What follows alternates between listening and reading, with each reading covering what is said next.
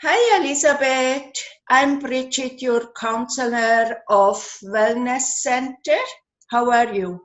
Hi, Bridget. I think I'm happy to be here.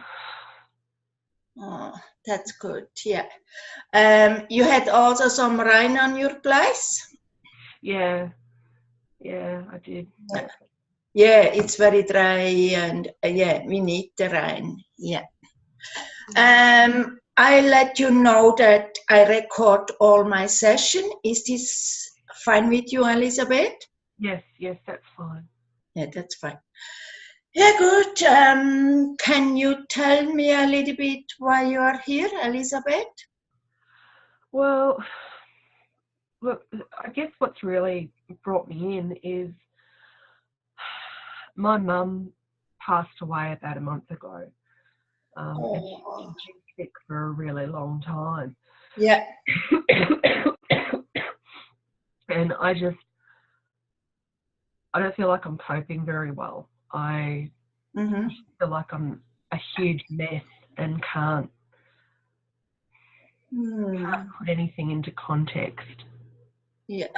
And you were really close to your mom? Oh, yeah, absolutely. We spoke every day. I went round every Sunday for dinner. We were, really like. Yeah. Say that they were more like a best friend. Yeah. But it started to become like a role reversal. Mum had been sick for a long time. She'd been diagnosed terminal 2 years ago. And at that point, I couldn't provide care for her to the extent she needed, so we had to move her into ongoing respite.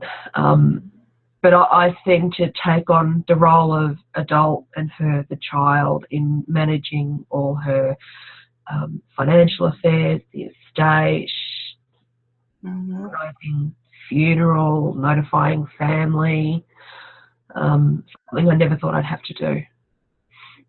Yeah, it's a lot for paperwork, for handling. I can understanding you, how you feel. Yeah, it's pretty hard. I know this, but it's good that you are here and maybe, yeah, you tell me maybe a little bit more how your mom was. Well, like I said, she'd been diagnosed terminal about 2 years ago. Yeah. She had it's kind of strange. It was an aggressive form of cancer.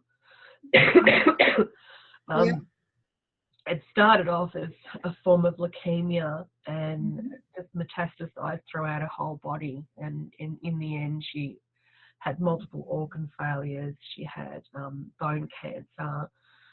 And we knew when she was diagnosed terminal that was it. There was no coming back from it. Yeah. But you still have to attend the medical appointments. You still have to undergo the treatment. You still have to fill out forms for any sort of miracle group that you can get yourself into. And I'm kind of ashamed to say that there was a period there where both my brother and I felt, God, is this ever going to end? It just. Yeah, I can feel this with you. Yeah, it's is this all right if we continue or you need a little break? No. It's hard to get the words out, but I need to do at the same time. So, yeah, look, there's probably some unresolved feelings of guilt and anger and shame and sorrow and happiness, and it's like this big mishmash of I don't know what emotion to deal with first, and the way I feel in the morning is different to the way I feel in the afternoon, is different depending on who I'm with. It's just Yeah, that's it's actually sort of normal for this process that you go through these anger, sadness, or you feel this hopeless, and that's normal. You go through this stage. So yeah, you can only do the best, and I know it's pretty hard. I know it's so hard. How you feel yourself at the moment? Oh, kind of on a knife edge from wanting to just dissolve into a blubbering heap. And the flip side of that is I kind of want to square my shoulders and say, okay, well, she had a good life. She had 3 children. Mm-hmm. We did the best we could for her. There was no coming back once the diagnosis went terminal. Mm-hmm. We've done everything we could have. We've followed, medical authority recommendations. It's just, there's nothing else we could have done. But then there's that part of me that just thinks, what if there was? What if there was some elaborate treatment that we hadn't considered? What if,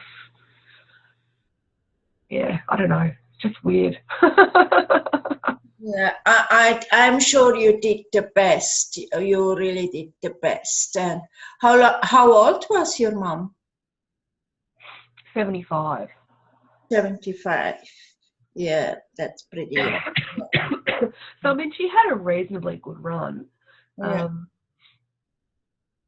I mean, she, some family members have gone well into their 90s. Others have been late 60s, early 70s. So I guess, I don't know if there's such thing as a national average, but I guess she was kind of around that. Mm-hmm. Mm-hmm. And your brother helped you with the paperwork? Yeah, look, he did as much as he could. He lives interstate, so we had a lot of Zoom sessions to conduct meetings to try and figure out who would do what and when things had to be done. He flew down pretty much as often as he needed to attend meetings, like if there was executing documents, or he came down as often as he could to visit with Mum. But, he's got a family, he's got a career. Yeah. Oh, yeah. And then you have other sister or brother? Older sister. There was a bit of a family spat a few years ago, around the time when Mum first got sick, and she, as in my older sister, just wasn't really able to cope very well, so she tended to distance herself from the family. That can happen, yes. We're starting to, I guess, patch things up. My brother and sister and I now. It just kind of feels a little bit too little too late. Yeah. Yeah, that's and you speak sometimes with your mom? Yeah, I saw her at least weekly. Spoke on the phone virtually every day. There were some days when we didn't talk because she was having treatment, or she was just too ill and unable to come to the phone. But yeah, pretty much daily. You speak now with her since she's gone? I guess through prayer, yeah. Yeah. Yeah. Yeah, Elspeth, I know it's so pretty, it's so hard about, yeah. So, is all the paperwork okay?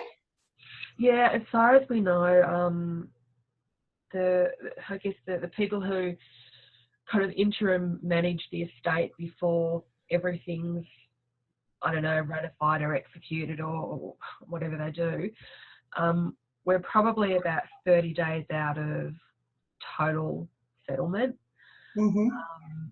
When neither my brother or I are expecting any surprises.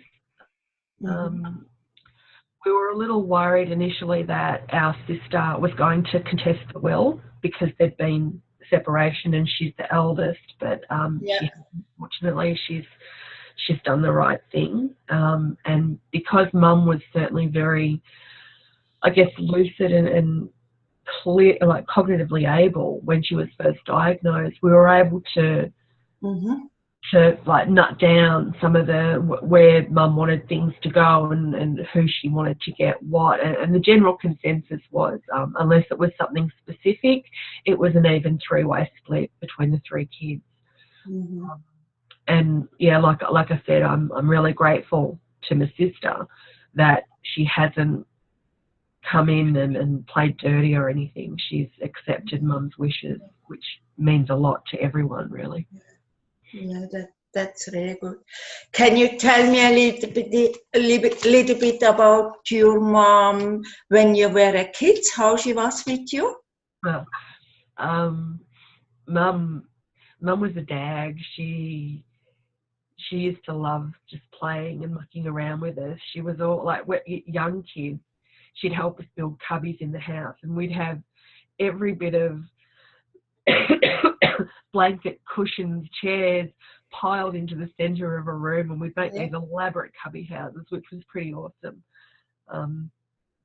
She tried to build us a proper cubby house outside, but yeah, she was never very good with permanent structures. She decided to leave that to Dad.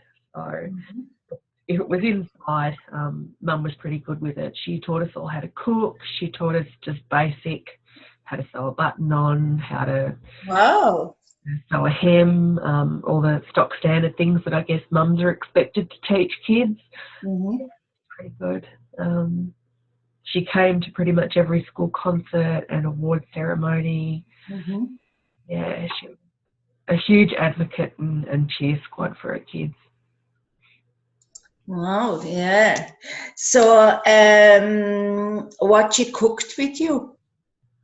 Oh, Mum became kind of the gatekeeper for family recipes that no one ever wrote down, but it seemed to be passed from one person to the next. It's like it skipped 2 or 3 generations. Anyway, Mum ended up being the keeper of these family recipes. And probably one of the favourites that she taught all us kids to cook was, it sounds revolting, but it's a cauliflower spaghetti dish. Spaghetti dish. Yeah, it's like a combination of cauliflower gratin with creamy, cheesy pasta sauce through it. It's bizarre, but it was just awesome, and it was my it's really strange. It was my godmother's mother's grandmother's recipe. Wow. And wow. Mum she just nailed it. She could tell you at any given time without having to refer to notes exactly what went into it, rough quantities, how long you cooked it for, and how long it kept for, and it was probably the family favourite. Yeah. You cooked this since your mom died?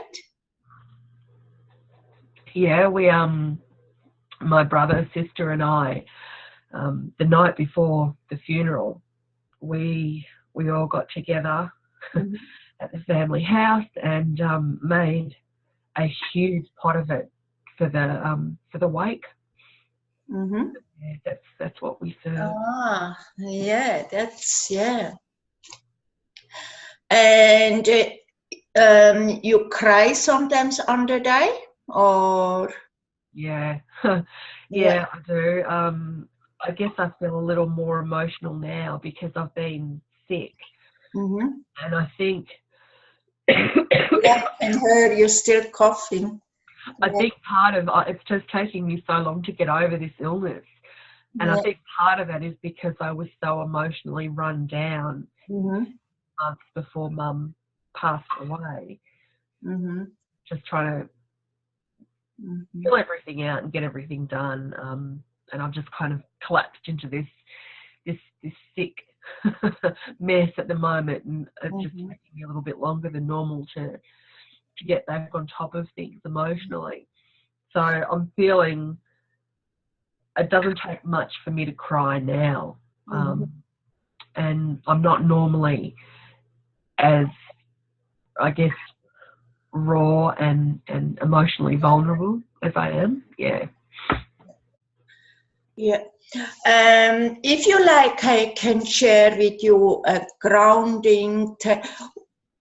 My belief is it's actually good if you cry because you let the emotion out.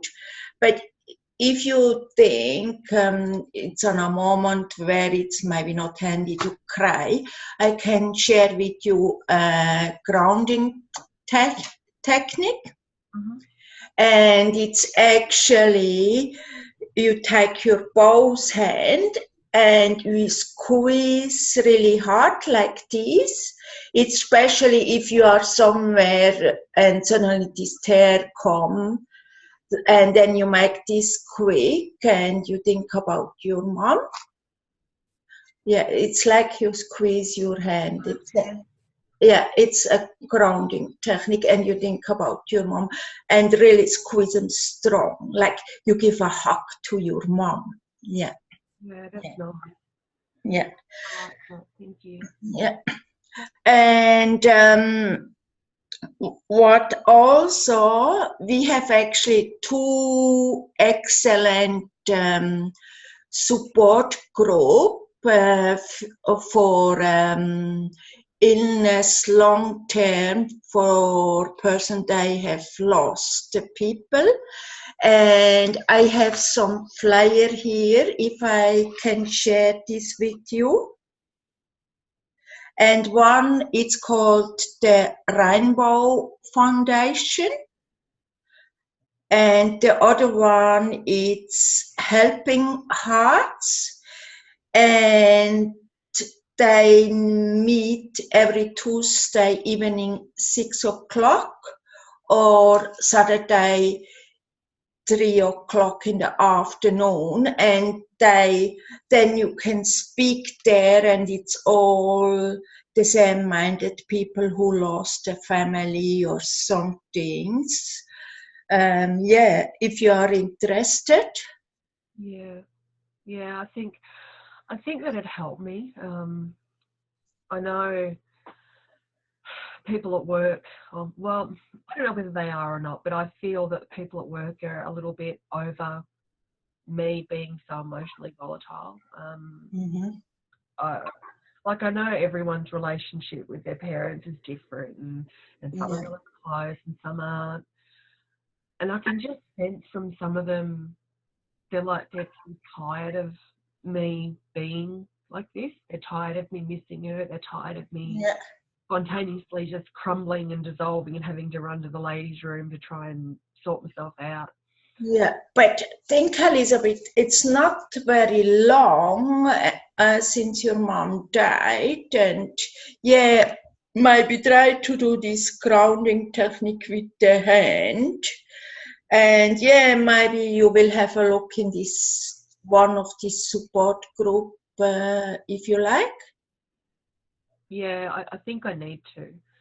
For me to be able to, I guess, authentically express how I feel with people who are there themselves. So I think that'd be really, really helpful and really healing for me. Yeah. So which one you would choose, the Rainbow Foundation or the Helping Hearts? I don't know. Can I maybe take both literature? So I give you of both the flyer. And then you can read about, because when I spoke with you, I can see like you're down and sad, but when you spoke about the favorite recipe of your mom, I could see how you light up, and it showed me that it's good for you to speak about your mom. Yeah. Yeah, and it's nearly time, end of our session. Have you any question? No, not really. Well, look, lots of questions, but how long is, I guess, it acceptable to grieve, to feel sad, to? Yeah, but it's that's everybody is a little bit different.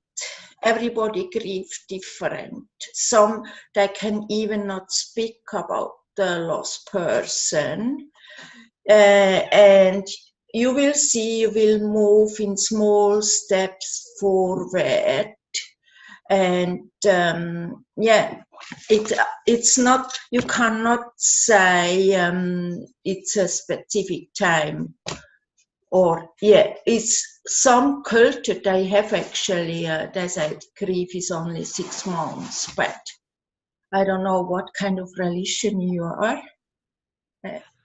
Look, both Mum and I are Anglican.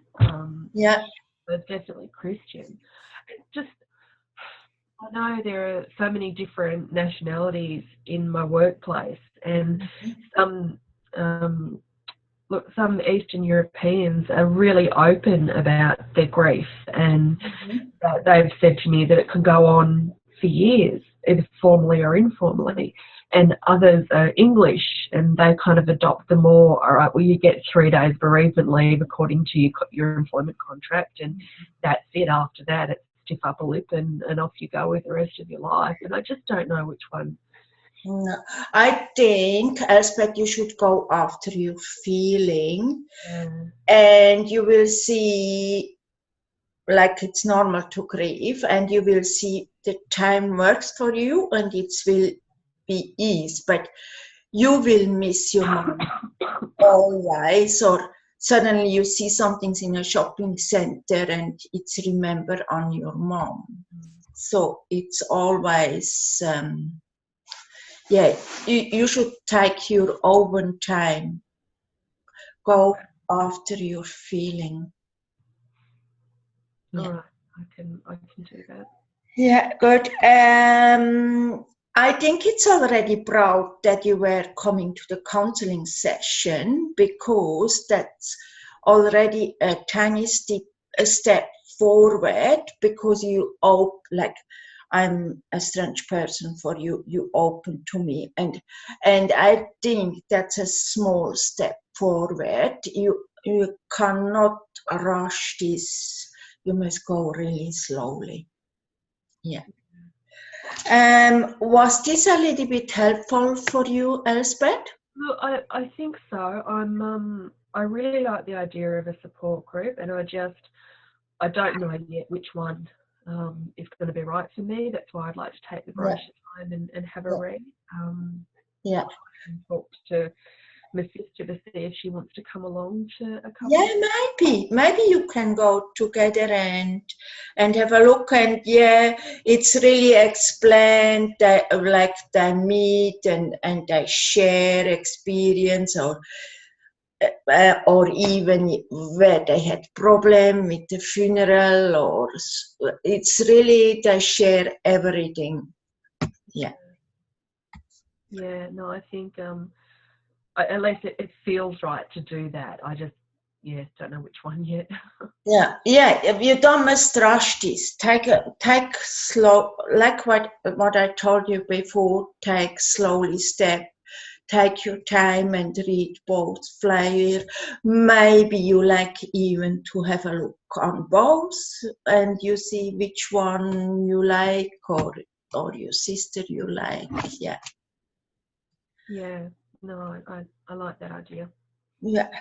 But yeah, it's really nice that you share with me about your loss of mom, and you like to make another appointment? I think so. I think if I can make one for 2 weeks from now, that'll give me a bit more time to maybe attend one or both support groups, and Yeah, that's good. And I give you also a business card, and in the meantime, when something's happened between, you have the phone number of Lifeline there, or another group who can help, so, or even these two support group. That it's the phone number also on this card. That'd be great. Thank you, Bridget. Yeah, good. I'm really proud that you are here, because I know it's not an easy step. It's not easy. No, it's not. It's very difficult.